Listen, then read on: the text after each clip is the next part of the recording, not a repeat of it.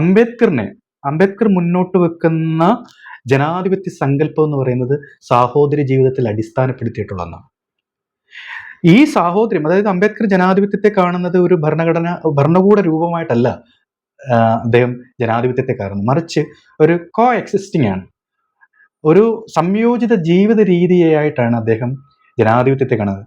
അതുകൊണ്ടാണ് അദ്ദേഹം ഒരു സമൂഹത്തിലെ മനുഷ്യരുടെ സംയോജിത ജീവിതമാണ് ജനാധിപത്യമെന്നും, രണ്ട് മനുഷ്യർക്കിടയിലുള്ള കൊടുക്കൽ വാങ്ങലുകൾ രൂപപ്പെടുമ്പോൾ, സാഹോദര്യം രൂപപ്പെടുമ്പോൾ മാത്രമേ ജനാധിപത്യം വർക്ക് ചെയ്യുന്നുള്ളൂ എന്നും, അതുകൊണ്ടാണ് സാഹോദര്യം തന്നെയാണ് ജനാധിപത്യമാണെന്ന് അദ്ദേഹം നിർവചിക്കുന്നത്. അതുകൊണ്ടാണ് ഒരുപക്ഷെ ലോകത്തിലെ ഏറ്റവും നല്ല ഡെമോക്രസിയെ കുറിച്ചുള്ള ഒരു ഒരു നിർവചനം കൂടിയായിരിക്കും സാഹോദര്യം തന്നെയാണ് ജനാധിപത്യം എന്ന് പറയുന്ന സങ്കല്പന.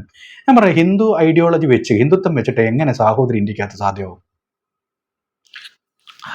അതിന് തൊട്ടപ്പുറത്ത് ജീവിക്കുന്ന മനുഷ്യന്റെ വീട്ടിൽ പോകരുതെന്നും, അവന്റെ വീട്ടിൽ നിന്ന് ഭക്ഷണം കഴിക്കരുതെന്നും, അവൻ ജാതിയിൽ താഴ്ന്നവനാണെന്നും, അവൻ അയിത്തജാതിക്കാരനാണെന്നും, അവനെ കല്യാണം കഴിക്കരുതെന്നും ഒക്കെ പറയുന്ന, അവന്റെ ഭൂമിയെ ഏറ്റെടുക്കാനായിട്ട് കുട്ടികളെ ബലാത്സംഗമൊക്കെ ചെയ്യുന്ന ഒരു തത്വസംഹിതയാണ് യഥാർത്ഥത്തിൽ ഈ ഹിന്ദു ഐഡിയോളജി എന്ന് പറയുന്നത്. നമ്മൾ നോർത്തിലേക്കൊക്കെ പോയി കഴിഞ്ഞാൽ ഇപ്പോഴും നമുക്ക് കാണാൻ പറ്റും.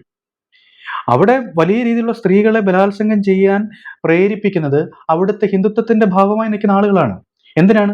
ഇവരെ ബലാത്സംഗം ചെയ്ത് ഭീഷണിപ്പെടുത്തി അവിടെ നിന്ന് ഓടിച്ച് അവരുടെ ഭൂമി കൈക്കലാക്കുക, അവരെ എല്ലാ തരത്തിലും അടിമകളാക്കിയും ഭീഷണിപ്പെടുത്തിയും അവർ വിധേയത്വമായിട്ടുള്ള ജനതയൊക്കെ നിലനിർത്തുക എന്ന് പറയുന്നത് ഒരു തരത്തിലുള്ള സാമൂഹ്യമായിട്ടുള്ള ഒരു ഒരു സാമൂഹ്യ ജീവിതം ഈ പറയുന്ന ഹിന്ദു ജീവിതത്തിനകത്ത് സാധ്യമാവില്ല.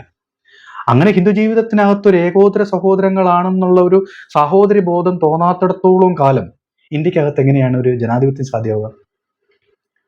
ജനാധിപത്യത്തിനകത്തല്ലേ നമുക്ക് അംബേദ്കറിനെ കാണാൻ പറ്റുള്ളൂ.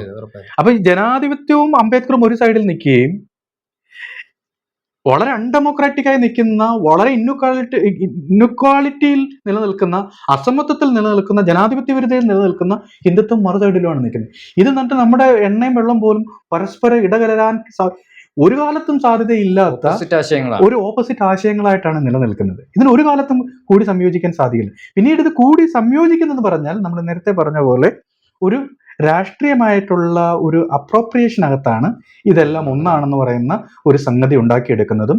ഇങ്ങനെ ഒരു വ്യാജ പ്രതീതിയാണ് യഥാർത്ഥത്തിൽ ഇവരുണ്ടാക്കുന്നത്. അതായത് അംബേദ്കറൈറ്റുകൾക്കോ അല്ലെങ്കിൽ ഈ പറയുന്ന കീഴ്ത്തട്ട് സമൂഹങ്ങൾക്കോ ദലിതാദിവാസികൾക്കൊന്നും അംബേദ്കറിനെ അറിയത്തില്ല, ഒരു വായിച്ചിട്ടില്ല, ഞങ്ങളാണ് ഇതിന്റെ വക്താവ് എന്ന് പറയുന്നതിന് പിന്നിൽ ഇവരുടെ രാഷ്ട്രീയ താല്പര്യമാണ്.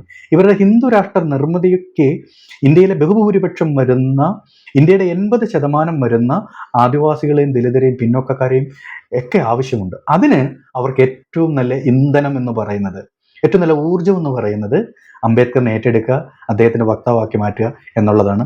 അതല്ലാതെ ഇവർക്ക് ഒരു കാലത്തും അംബേദ്കറിന്റെ ആശയങ്ങൾ പിന്തുടരാനോ അദ്ദേഹത്തിനെ ഒരു ഐക്കണാക്കി നിലനിർത്താനോ കഴിയില്ല. കാര്യം ഐക്കണാക്കി നിർത്തിയാൽ അവരുടെ ഹിന്ദുത്വം സ്വാഭാവികമായി തകർന്നു പോകുന്നു. അവർക്ക് നല്ല ധാരണയുണ്ട്.